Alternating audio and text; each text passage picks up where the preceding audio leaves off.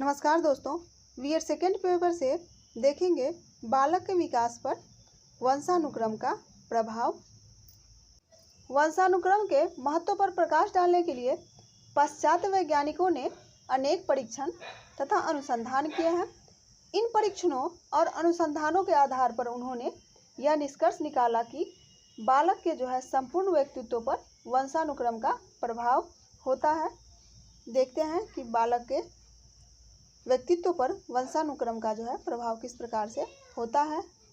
मानव के विकास पर वंशानुक्रम का प्रभाव, इसके अंतर्गत शारीरिक गठन पर प्रभाव पड़ता है, मूल प्रवृत्तियों पर प्रभाव पड़ता है, व्यावसायिक योग्यता पर प्रभाव पड़ता है, सामाजिक स्तर पर पड़ता है, प्रतिभा पर पड़ता है, मानसिक विकास पर प्रभाव पड़ता है,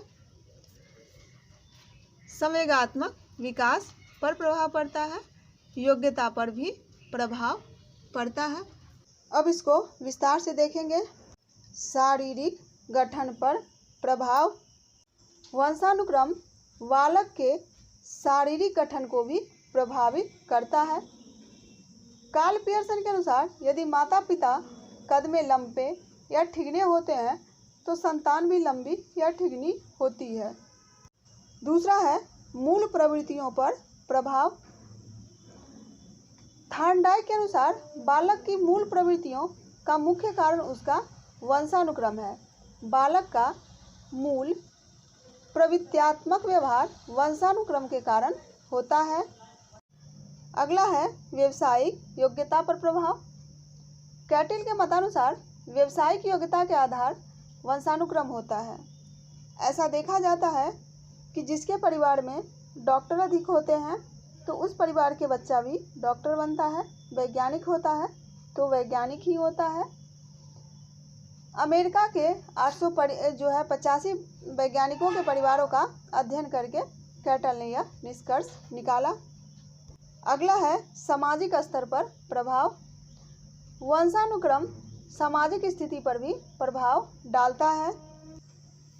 विनीसीप ने रिचर्ड एडवर्ड के परिवार का अध्ययन किया। रिचर्ड स्वयं प्रतिष्ठित और गुण संपन्न व्यक्ति थे। उसकी पत्नी एलिजाबेथ भी एक संपन्न परिवार की थी। इस परिवार में जो वंश चला उसके अधिकांश सदस्य विधानसभा के सदस्य तथा विश्वविद्यालयों के अध्यक्ष पदों पर नियुक्त हुए। ऐसा देखा जाता है कि जिस मनुष्य में जितनी मूल प्रवृत्ति तीव्र होती है वह सामाजिक पर्यावरण मिलते ही उतनी ही तेजी से उसमें समायोजन करता है और उतने ही तेजी से उसका सामाजिक विकास भी होता है। अगला है प्रतिभा पर प्रभाव। गाल्टन के अनुसार महान और प्रतिभाशाली व्यक्तियों की संतानें भी महान और प्रतिभाशाली होती हैं। उसने 977 व्यक्तियों का चुनाव किया। चुने व्यक्ति मंत्री, न्यायाधीश, कलाकार, साहित्यकार आदि थे।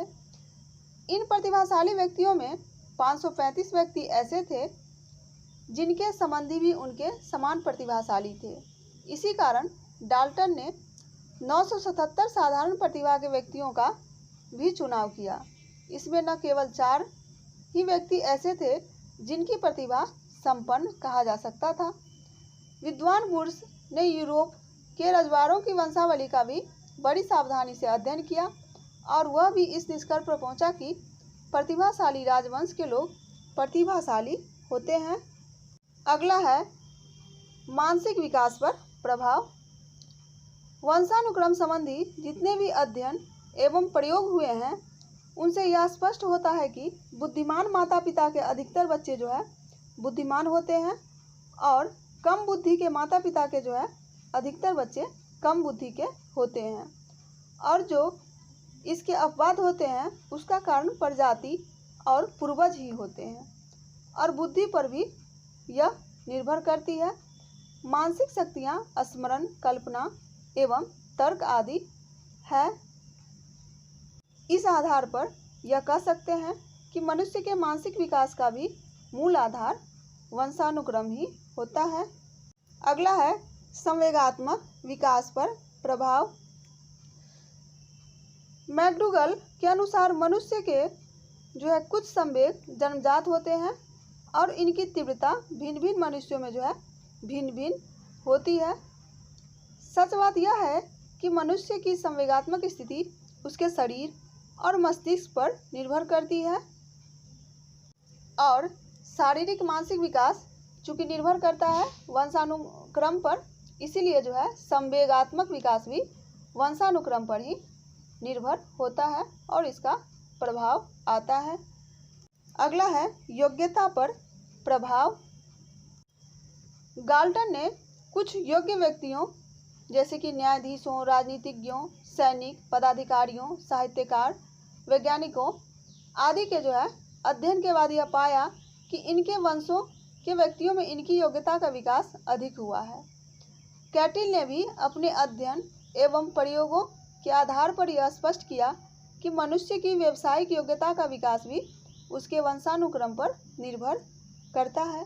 तो ये था बालक के विकास पर वंशानुक्रम का प्रभाव, जिसमें आपने देखा शारीरिक गठन पर प्रभाव, मूल प्रवृत्तियों पर प्रभाव, व्यावसायिक योग्यता पर प्रभाव, सामाजिक स्तर पर प्रभाव, प्रतिभा पर प्रभाव, मानसिक विकास पर प्रभाव, संवेगात्मक विकास पर प्रभाव, योग्यता पर प्रभाव।